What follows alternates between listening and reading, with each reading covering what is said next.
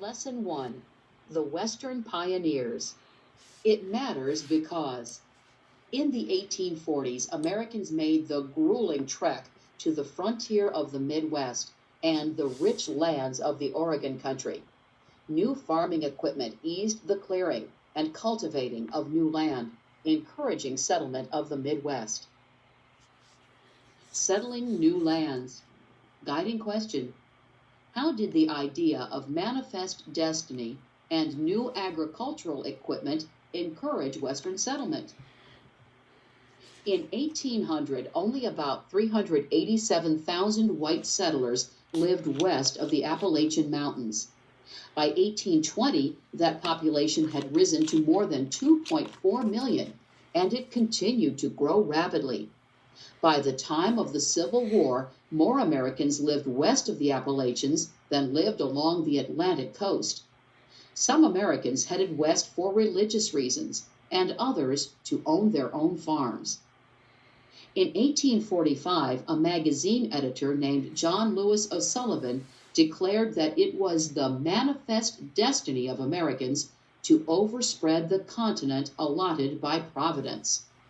Many Americans believed in this concept of manifest destiny, the idea that God had bestowed the entire continent to the Americans and wanted them to settle the western lands. Farming new lands. Early pioneers became known as squatters because they settled on lands they did not own. The federal government intended to survey the land and then sell large parcels to real estate companies. But squatters wanted to buy the land they occupied directly from the federal government. Bowing to public pressure, Congress passed the Preemption Act of 1830. This law protected squatters by guaranteeing them the right to claim land before it was surveyed, and the right to buy up to 160 acres at the government's minimum price of $1.25 per acre. Plows and reapers. A few decades earlier, farmers had only wooden plows to break up the grass cover and roots of Midwestern sod. Plowing became easier after 1819 when Jethro Wood patented an iron-bladed plow, and also in 1837 when John Deere engineered a plow with steel blades. Midwestern agriculture also received a boost from the mechanical reaper, which Cyrus McCormick patented in 1834. For centuries, farmers had cut grain by hand using a sickle or a scythe, exhausting and time-consuming work. With a McCormick reaper pulled by horses or mules, farmers could harvest far more grain with far less effort. Settling the Pacific Coast. The United States, Britain, and Native Americans all laid claim to the Oregon country, which included present-day Oregon, Washington, and British Columbia. In 1818, Britain and the United States had agreed to occupy the land jointly. In the 1830s, American missionaries began arriving in Oregon to convert Native Americans. These missionaries spread the word about Oregon and persuaded others to come to the lush Willamette Valley. Progress check. Identifying. How did actions by the federal government make it easier for settlers to move west during this time? Westward migration. Guiding questions. Why did many settlers travel west?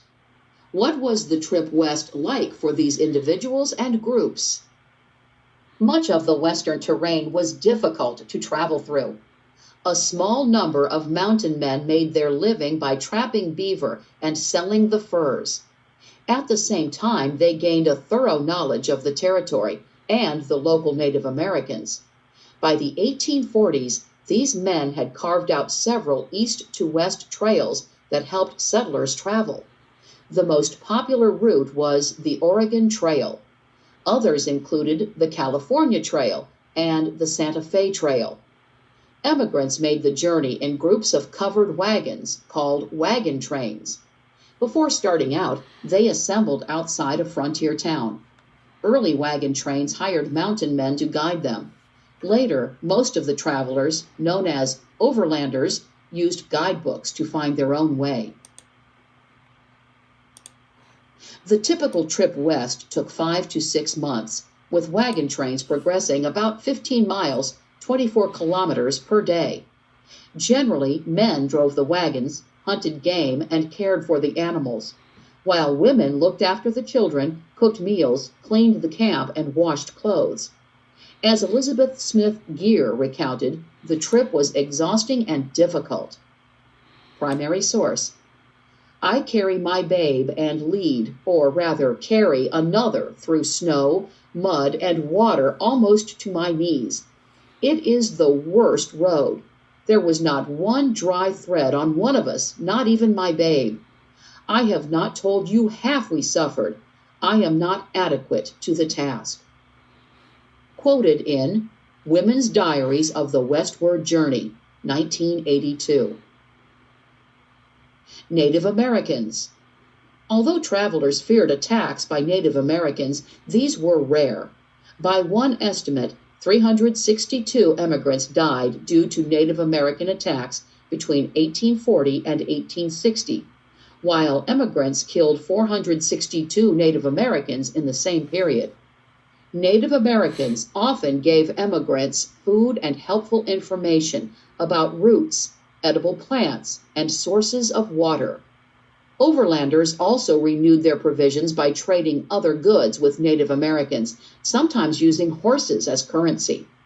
As overland traffic increased, Native Americans on the Great Plains became concerned and angry over the threat pioneers posed to their way of life. The Sioux, Cheyenne, Arapaho, and other groups relied on buffalo for food, shelter, clothing, tools, and countless other necessities of everyday life. Now they feared that the age-old wanderings of the buffalo herds would be disrupted.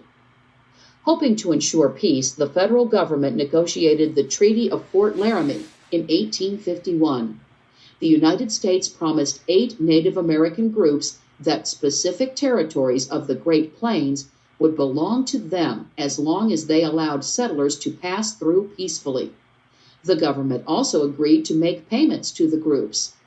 Not all Native Americans approved of the treaty, however. The Sioux chief Black Hawk spoke out against it, saying, primary source, "You have split my lands, and I don't like it.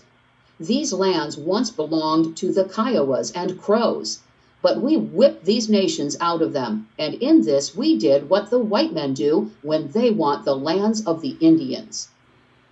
Quoted in America, A Narrative History, 2007. The Mormon Migration. Unlike those bound for the West in search of land, the Mormons followed a deeply rooted American tradition, the quest for religious freedom. The Mormons, however, had to seek that freedom by leaving the eastern states instead of coming to them.